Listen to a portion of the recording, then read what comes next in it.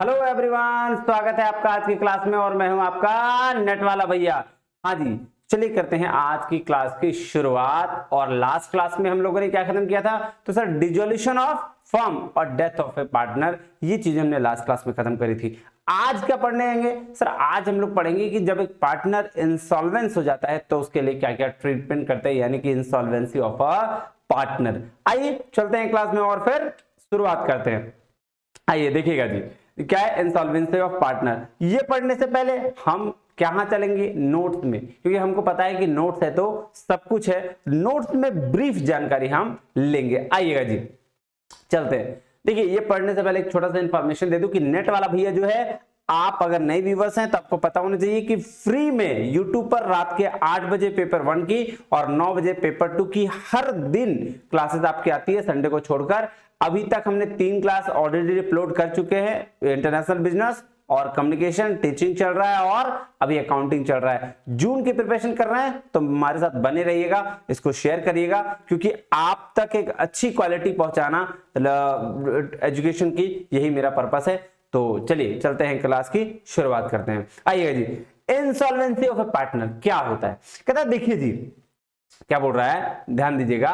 कहता है देखिए जी, जब भी कोई पार्टनर इंसॉल्वेंट हो जाता है तो पार्टनरशिप हो जाता है जी क्या? डिजॉल्व। पार्टनरशिप नहीं, पार्टनरशिप फर्म। इंसॉल्वेंसी ऑफ अगर पार्टनर हो गया तो पार्टनरशिप फर्म क्या हो गया? डिजॉल्व हो गया। और जब डिजोल्यूशन होता है तो हमें कुछ अकाउंटिंग प्रोसीजर से गुजरना पड़ता है। बिल्कुल सही बात है। जब अकाउंटिंग प्रोसीजर से, भाई साहब सीधा सीधी बात है ना, कि अगर कोई पार्टनरशिप इंसॉल्वेंट हो गया या पार्टनर्स इंसॉल्वेंट हो गए तो हमें डिसोल्यूशन करना पड़ेगा। और डिसोल्यूशन करने के लिए हम बनाए थे रिवॉल्यूशन रिजोल्यूशन अकाउंट बनाए थे, पार्टनर्स का लोन कैपिटल वगैरह सब बनाए थे। तो क्या क्या हमें प्रोसीजर से गुजरना पड़ता है? तो सबसे पहले हमें बनाना पड़ता है क्या? Realization account. दूसरा बनाना पड़ता है जी पार्टनर्स का लोन अकाउंट। तीसरा कैपिटल अकाउंट। कैपिटल कौन सा? वही वाला है ना जो पार्टनर्स के लिए बनाते हैं। और चौथा होता है कैश या बैंक अकाउंट। तो ये सारे अकाउंट हमें बनाने पड़ते हैं। अब देखिएगा, ये अकाउंट बोलता है जब हम रियलाइजेशन अकाउंट बनाते हैं, ठीक है, क्या बोल रहा है? और जब हम रियलाइजेशन अकाउंट बनाते हैं तो दो बातें निकल कर आती है। कौन कौन सा दो बात? एक, प्रॉफिट ऑन रियलाइजेशन। पहला क्या? Profit on realization. दूसरा क्या? दूसरा होता है जी लॉस ऑन रियलाइजेशन। नहीं, दो बातें। अरे भाई, कोई भी अकाउंट बनाओगे तो दो चीजें आएंगी, या तो प्रॉफिट या तो लॉस। रियलाइजेशन है इसलिए रियलाइजेशन अकाउंट बोल दिया? नहीं। हाँ जी, तो एक क्या निकल के आएगा? फर्स्ट प्रॉफिट ऑन रियलाइजेशन और सेकेंड लॉस ऑन रियलाइजेशन। अब देखिएगा क्या बोलता है। बोलता है प्रॉफिट हुआ तो पार्टनर्स बांट लेते हैं। सही बात, प्रॉफिट अगर हो गया तो भाई पार्टनर्स में चल जाएगा। लेकिन अगर लॉस हुआ तो उसे कहते हैं जी लॉस ऑन रियलाइजेशन। बहुत सिंपल सी बात है। और जिसको रियलाइजेशन अकाउंट में डेबिट साइड में दिखाया जाता है। सही बात है सर, लॉस को तो हम लोग बचपन से पढ़ते हैं, लॉस होगा तो कहां? डेबिट साइड में जाएगा। और इसे ही हम क्या कहते हैं? इसे हम कहते हैं जी कैपिटल डेफिशिएंसी। क्या बोलते हैं? Capital deficiency. अब क्या बोल रहा है? नाउ लॉस ऑन रियलाइजेशन हुआ और सारे पार्टनर सॉल्वेंट हैं, तब तो फर्म में कैश लेकर पैसा दे देंगे। लेकिन अगर कोई भी पार्टनर इंसॉल्वेंट हो गया तब क्या होगा? ध्यान दीजिएगा, बोल रहा है ठीक है लॉस ऑन रियलाइजेशन हो गया, फर्म में लॉस भी हो गया, और सारे पार्टनर अगर सॉल्वेंट है, मतलब सबके पास कैपेसिटी है कि भाई वो पैसा लेके आके फर्म में डाल सकता है, तो वो अपना पैसा भी लाके फर्म में डाल देगा। लेकिन अगर उसमें से कोई एक भी पार्टनर कंगाल हो गया, जिसके पास कोई पैसा नहीं है, तो क्या करना पड़ेगा? तो उसके लिए क्या बोला? तो बोला उसके लॉस का पैसा उसको छोड़कर सारे सॉल्वेंट पार्टनर को बियर करना पड़ेगा। ठीक बात, कि अगर वो पार्टनर कंगाली हो गया तो जो और पार्टनर हैं वो मिलकर क्या करेंगे? उसको बियर करेंगे, जो सॉल्वेंट पार्टनर है। नहीं, हाँ, तो sir now the question is किस रेशियो में बांटेंगे? भाई कोई तो रेशियो होगा ना, किस रेशियो में? तो इस क्वेश्चन का आंसर करने के लिए आइए पहले एक एग्जांपल समझते हैं, एक चीज समझते हैं। नहीं, रेशियो कौन सा क्या है इसको बाद में समझेंगे, पहले एक एग्जांपल समझते हैं। आइए बहुत अच्छे तरीके से ध्यान दीजिएगा। मैंने बोला क्या कि 3 पार्टनर है। सपोज कर लीजिए, क्या सपोज करना है जी? 3 पार्टनर्स हैं। अब कौन कौन पार्टनर है? एक है कौन? मैं। एक है कौन? आप। और तीसरा पार्टनर कौन? कोई और। ठीक है, समझ रहे बात को? हाँ जी। तो सर एक बात बताइए, बिल्कुल सही। मैं क्योंकि जब हमें पता चल गया कि इंसॉल्वेंट है, कौन, कोई और इंसॉल्वेंट है, हम क्यों इंसॉल्वेंट हो, कोई और इंसॉल्वेंट है, ये बात हमें पता चल गया है। हाँ जी सर, कैसे इंसॉल्वेंट है, क्या क्या क्राइटेरिया डिसाइड किया सर। मान लेते हैं हमने ये देखा कि कैपिटल जब सब कुछ हो रहा था तो कैपिटल हमने देखा कि 5,000 रुपए इसके पास है, 1,000 रुपए इसके पास है, और इंसॉल्वेंट जो है उसको भाई माइनस में 1,000 रुपया है, मतलब ऑलरेडी गया हुआ है। ठीक है, अब क्या सर, अब हम देख लिए कि भाई साहब ये तो इंसॉल्वेंट हो गया। ठीक है, लॉस ऑन रियलाइजेशन हो गया है, लॉस ऑन रियलाइजेशन। जब रियलाइजेशन अकाउंट, जब हम देखें कि रियलाइजेशन अकाउंट में कितना पैसा आया, हम देखें भाई रियलाइजेशन में हम 500 रुपया आ गया माइनस। ठीक है, ये माइनस में आ गया रियलाइजेशन अकाउंट, ध्यान दीजिएगा। ठीक है, तो ये ऑलरेडी 1,000 रुपए माइनस में था और 500 और माइनस तो 1,500, इसका मतलब ये पूरी तरीके से कंगाल है। ये 1,000 रुपया किसके पास था, किसके पास, आपके पास 1,000 रुपया था और 500 जो है वो 500 बचा आपके पास। अगर 500 लॉस और रिलेशन है तो 500 बच गया ना जी। हाँ जी, अब 5,000 रुपए कौन लगाया था कैपिटल, सर मैं लगाया था, यानी मैं लगाया था, तो उसमें से 500 लॉस हुआ तो कितना, 4,500 बच गया। एक बात समझ में आ रहा है, कितने कितने कैपिटल थे, मैं यानी कि मैं लगाया कितना 5,000, आपके पास कितना कैपिटल 1,000, और कोई और वो था इंसॉल्वेंट, ऑलरेडी 1,000 रुपए माइनस में चल गया था, तो कहानी खत्म, वो कंगाल ऑलरेडी था। अब उसमें से हो गया loss on realization. Loss on realization मतलब जो रियलाइज किया हमने वैल्यू बताया ना अभी, हाँ, तो उसमें 500 रुपया तीनों का था, ये लगा दिया रेशियो, मान लेते हैं। ठीक है, अब बोला भाई साहब ये ठीक है, इसका कैपिटल कितना बचा 4,500, इसके पास कितना बचा 500, इसके पास 1,500, तो अब जो ये 1,500 वाला है ये लॉस कौन भरेगा। अभी हमने बात पढ़ा कि सर जो लॉस, जो इंसॉल्वेंट पार्टनर का लॉस जो सॉल्वेंट पार्टनर है वो भरेगा, हमने पता ना। हाँ जी सर पढ़ा। अब यहां सवाल था मेरा कि विच रेशियो, रेशियो क्या होगा सर, 2 रेशियो हो सकता है क्या, एक रेशियो जिस पर वो प्रॉफिट बांटा था, प्रॉफिट शेयरिंग रेशियो, नहीं, हाँ, और दूसरा रेशियो हो सकता है कैपिटल का रेशियो, कि किस रेशियो पे कैपिटल लगाया गया था। ठीक है, तो अब एक बात सोचो, एकदम सिंपल सा बात समझना भाई साहब, इसके पास 4,500 रुपया, तो ये क्या बोलेगा, ये बोलेगा भाई साहब हम तो प्रॉफिट शेयरिंग रेशियो, ये नॉर्मल लॉस है और इसको हम क्या करेंगे, हम प्रॉफिट शेयरिंग रेशियो में बांट देंगे। इधर से आप, ये तो मैं था, मैंने अपना तेजगिरी दिखाया, मैंने बोला 4,500 रुपया, तो क्या है प्रॉफिट शेयरिंग रेशियो में बांट देंगे।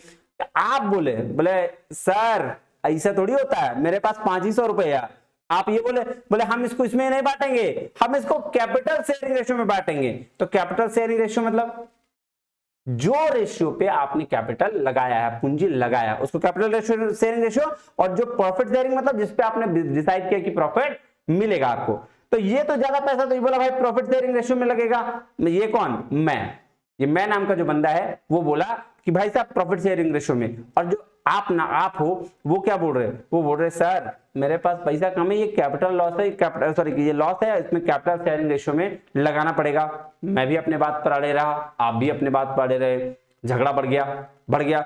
अब जब झगड़ा बढ़ गया तो कहां जाएंगे हम लोग, कोर्ट के पास। हाँ बिल्कुल जाएंगे कोर्ट के पास। ठीक है, कि ये दोनों के बाद कोर्ट के पास गए, कोर्ट में क्या हुआ, डिसीजन हो गया। डिसीजन क्या हुआ, डिसीजन हो गया भाई साहब ऐसा है, जज साहब बोले ए भाई साहब, मैं तू तेज काहे बन रहा है, सीधा सीधी बोलना, तेरे पास ज्यादा पैसा इसे थोड़ी होता है। तो ये क्या है, ये कैपिटल लॉस है, और किस रेशियो में बटेगा, कैपिटल शेयरिंग रेशियो में। जिस रेशियो में कैपिटल है उसी रेशियो में इसका ये लॉस बियर करना पड़ेगा। ये क्या, ये किसने बोला, ये कोर्ट ने बोल दिया। नहीं, अब मेरा मुंह लटक गया, क्यों, क्योंकि मैं था, मेरा मुंह लटक गया, बोला ठीक है भाई मैं ही ज्यादा लॉस ले लेता हूं। नहीं, ठीक है, तो ये था। तो आप सोचो जब आप और मेरे बीच ये बातें हो रही थी, तो इसी को देखते हुए एक रूल बनाया गया। क्या बनाया गया, एक रूल बनाया गया। ध्यान दीजिएगा, अब आते हैं आपको पढ़ाते हैं वो रूल होता क्या है। सवाल क्या था कि हम लॉस ऑन रियलाइजेशन को किस रेशियो में बांटेंगे, नहीं जब कोई पार्टनर इंसॉल्वेंट हो जा रहा है। तो क्या बोल रहा है, ध्यान दीजिए, कह रहा है और इसी प्रॉब्लम को देखते हुए एक रूल बना जिसको हम गार्नर वर्सेस मरे का रूल कहते हैं। अब ये रूल क्यों कहते हैं, आइए देखिएगा क्या बोल रहा है। पता है ये रूल क्या कहता है? तो ये रूल कहता है, ये रूल बोलता है कि इस रूल के पहले नॉर्मल लॉस को ट्रीट करके प्रॉफिट शेयरिंग रेशियो में दिखाया जाता था। हाँ ये ठीक था, इस रूल के पहले, ये रूल जब बना गार्नर वर्सेस मरे, इसके पहले इसको नॉर्मल लॉस ट्रीट किया जाता था और प्रॉफिट शेयरिंग रेशियो के हिसाब से बांट दिया जाता था। बट अब क्या होता है? अब गार्नर वर्सेस मुरे की वजह से कैपिटल रेशियो में दिखाया जाता है, क्योंकि ये बात जज ने कही है। तो ये क्या था? गार्नर वर्सेस मरे का रूल। आइए अब समझते हैं। देखिएगा जी, ये इंग्लिश फर्म की बात है, ये इंडिया की बात नहीं, इंग्लिश फर्म की बात है। 3 पार्टनर्स थे, कौन कौन? एक का नाम था गार्नर, एक का नाम था मरे और एक का नाम था विल्किंसंस। क्या नाम था जी? गार्नर, मरे और विल्किंसंस। विल्किंसंस जो है इंसॉल्वेंट था पूरी तरीके से।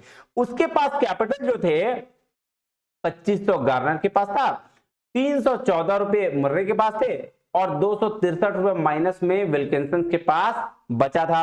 लॉस ऑन रियलाइजेशन मतलब लॉस हो गया रियलाइजेशन अकाउंट में 212 रुपए सबके पास, 212 इसके पास और इसके पास। तो भाई साहब ऑलरेडी 263 लॉस में चल रहा था, विल्किंसन इंस्टॉलमेंट था, 212 और हो गया तो 475 रुपए का इसके पास क्या हो गया? Total capital loss. अब क्या, यहां इसके पास 102 रुपया बचा प्रॉफिट में, ठीक है, कैपिटल में, और ये 2288 रुपए इसके पास बचा।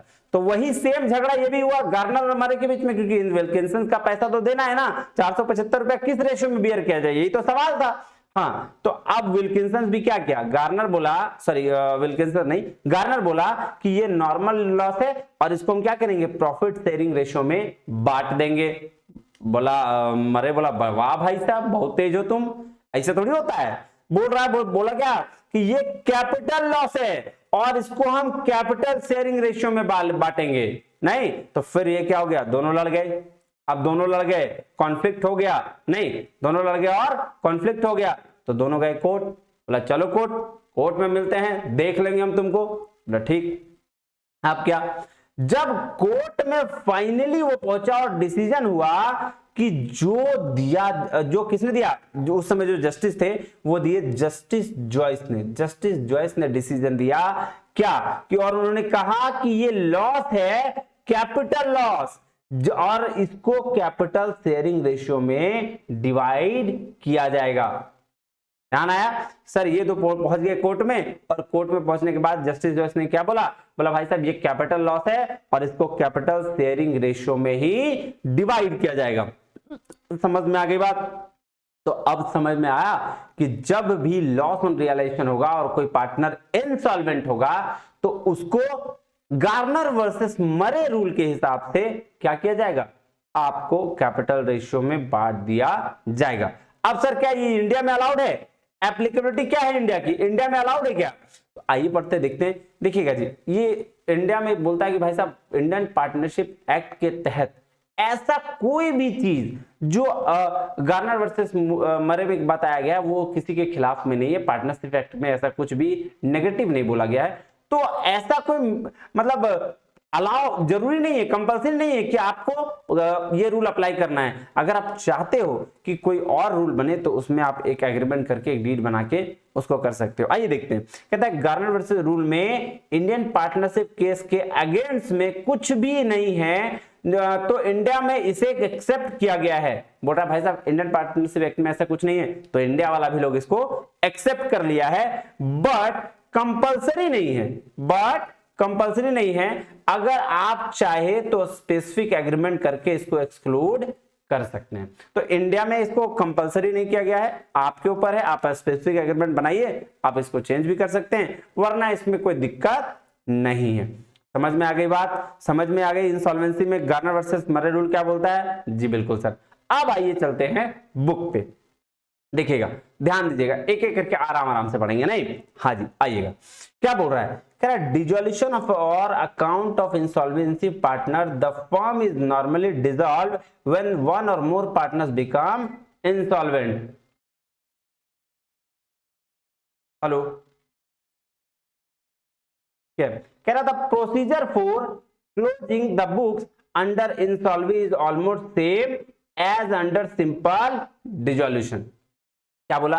बोला भाई साहब ऐसा है, डिजोल्यूशन और अकाउंटिंग में जो पार्टनर्स क्या होते हैं, फर्म बेसिकली डिसॉल्व हो जाता है, ये बात तो हम लोग को पता है। ठीक है, कह रहा है जो प्रोसीजर है क्लोजिंग करने का इंसॉल्वेंसी का, ठीक है, ऑलमोस्ट सेम है, कैसा, जैसा सिंपल डिसोल्यूशन में करते हैं। ठीक है, that is marketable assets and external liabilities are transferred to a newly opened realization account. ठीक है, हाँ जी, कह रहा है and they are realized and paid off through the same account and the loss of or profit on realization transferred to the capital accounts of the partners। बोल रहा देखिए सारा चीज बनाना पड़ेगा, रियलाइजेशन अकाउंट भी बनाना पड़ेगा, उसको पेड ऑफ भी करना पड़ेगा सारे अकाउंट को, और लॉस या प्रॉफिट होगा रियलाइजेशन अकाउंट का, उसको कहां ट्रांसफर कर देंगे, पार्टनर के कैपिटल अकाउंट में। ये हम तो बनाते हैं, हाँ जी सर बनाते हैं, नहीं, हाँ जी, कह रहा है thereafter if the capital account of a partner shows a debit balance he should pay the amount to the firm. बोल रहा है अगर पार्टनर कैपिटल अकाउंट के डेबिट साइड में बैलेंस हो रहा है तो उसको पे कहां करना पड़ेगा, पे करना पड़ेगा फर्म में, नहीं। ठीक है, but in case the partner is insolvent he will not be able to pay the at least full amount. बोल रहा है अगर ये क्या इंस्टॉलमेंट हो गया तो वो फुल अमाउंट पे करने के काबिल नहीं होगा। And the sum not recoverable from the installment partner is the loss to the firm. और अगर पार्टनर जो इंस्टॉलमेंट है उससे पैसा नहीं मिला तो वह फर्म क्या है, फर्म के लिए लॉस है, नहीं। कह रहा है now the question arise in which ratio this loss should be borne by the installment partners. अब ये सीधी सीधी बात पूछ रहा है, बोल रहा भाई साहब ऐसा है इंस्टॉलमेंट पार्टनर का तो लॉस हो गया, लेकिन हम किस, मतलब पार्टनर्स, हम मतलब सॉल्वेंट पार्टनर्स, जो सॉल्वेंट पार्टनर्स है वो किस रेशियो में इसको बियर करेंगे।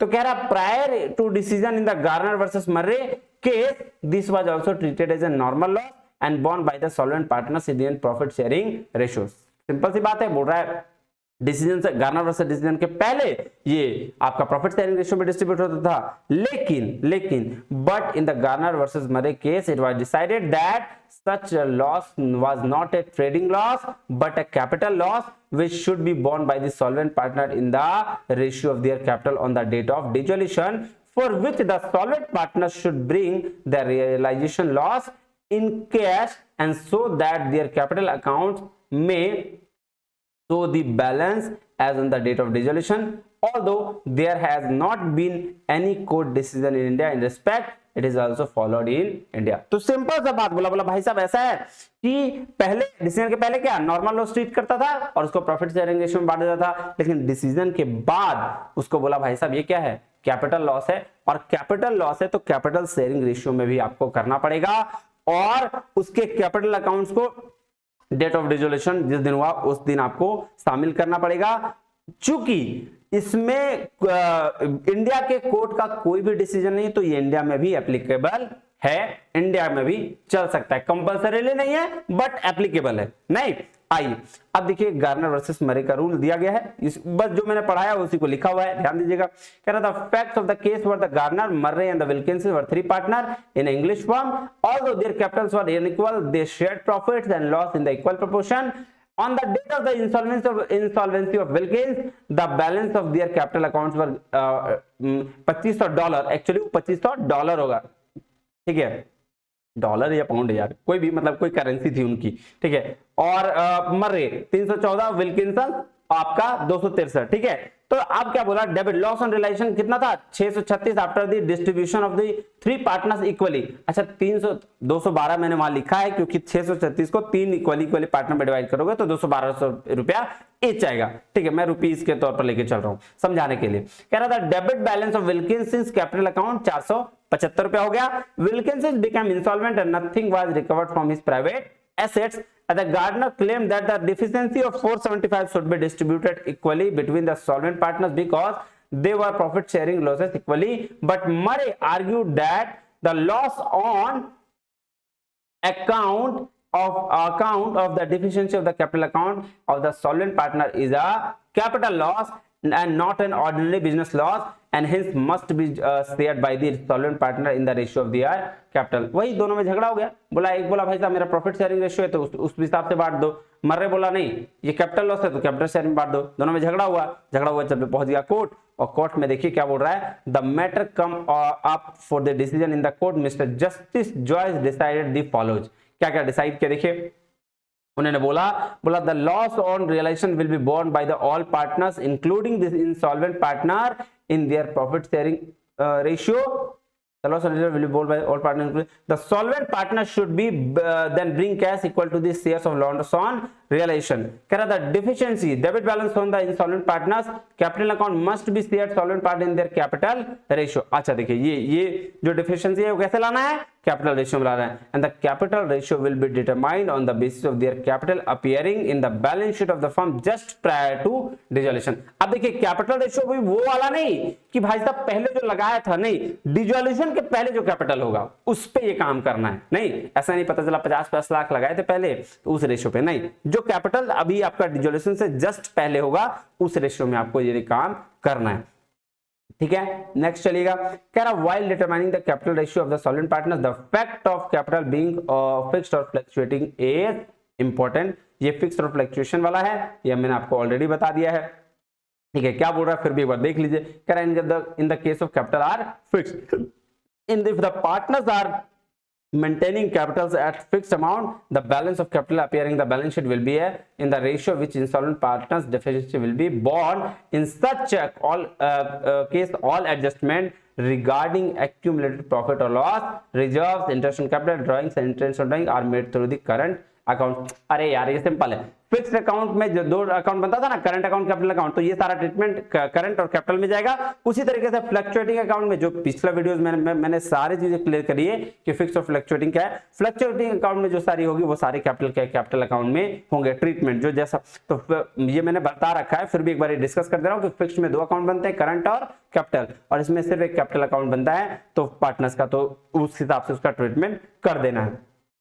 नहीं अब क्या है कि applicability of the rule in India, ये भी देख लो. कह रहा there is nothing in the sorry Indian Partnership Act which goes against the rule laid down Garner versus Murray, and hence the rule will apply in India till an Indian court definitely rules against it. It should however be noted that if partners so desire they can exclude the applicability of this rule by specific agreement, कुछ agreement करके इसको हटा सकते हैं. ये simple सा बात है ना, अभी बताया तो कि इंडिया में इसको अलाउ किया गया, कोई दिक्कत नहीं, क्योंकि इंडियन पार्टनरशिप एक्ट के तहत इसमें कुछ ऐसा अगेंस्ट नहीं कहा गया है. तो बोला इंडिया वाला भी क्या करो, अप्लाई कर लो. आइए, कह रहा है in India the rule laid down Garner versus Murray is applied with some modification. The modification is that the loss on realisation need not to be brought in cash the solvent because ultimately the same have to be return to them. हाँ ये देखिए India rule में क्या कर दिया गया, simple सा बोला भाई साहब कैश लाने की जरूरत नहीं, कैसे भी तुम लेके आके पैसा आ सकते हो. The whole position when the partner becomes insolvent may be summed up as follows. The debit balance shown in the capital account of the insolvent partner will be debited to the capital accounts of the solvent partners in the ratio of capital as they stand just before dissolution. वही बात बोल रहा है India वाला भी कि dissolution से just पहले जितना कैपिटल रहा होगा उस रेशियो में इसको क्या करना है, बांट देना है जो लॉस होगा. And the solvent partner does not bring loss on relation in cash unless it is specifically mentioned in the question to apply ruling in Garner versus Murray. बोल रहा है कि भाई साहब ऐसा है, जब तक ये ना कह रहे कि गार्नर वर्सेस मर्रे के नियम को लगाइए तब तक इंडिया में आप ऐसा बिल्कुल भी नहीं है कि कैश में लाना है. आप किसी भी तरीके से पैसा उसको देने से मतलब है, आप दे सकते हो. क्लियर है बात? हाँ जी सर, बाकी दोनों सेम है, ऐसा कुछ दिक्कत नहीं. ठीक है, इज इट क्लियर? जी सर क्लियर तो हो गया.